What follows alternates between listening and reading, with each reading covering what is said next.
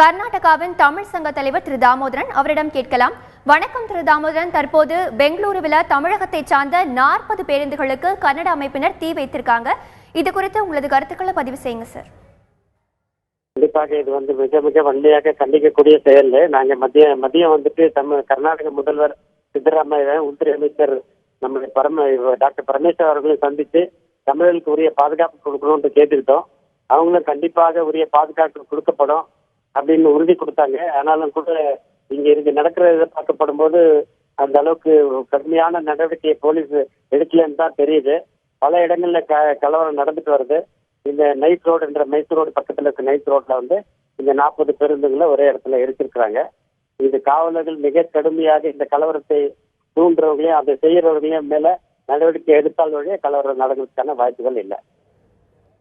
Sir, இப்போ கர்நாடகாவில் தமிழர்களுக்கு எதிராக பல அசம்பாவிதங்கள் சம்பவங்கள் நடப்பதா தகவல் வந்துட்டே இருக்கு. தற்போது அங்குள்ள தமிழர்களின் நிலை என்ன, இது குறித்து சொல்லுங்க சார்.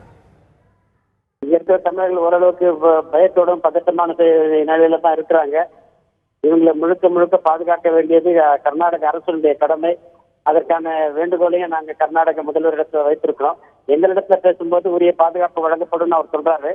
ஆனா நிலைமையை பார்க்கப்படும் போது அந்த அளவுக்கு உறுதியான நடவடிக்கை எடுக்கப்பட்டதா தெரியல.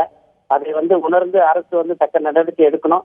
கண்டிப்பாக தமிழர்களுக்கு பாதுகாக்கிறதுக்கும் அவங்க இடத்துல இருக்கிற அந்த பயத்தை போக்குவதற்கான நடவடிக்கையை அரசு எடுக்கணும்.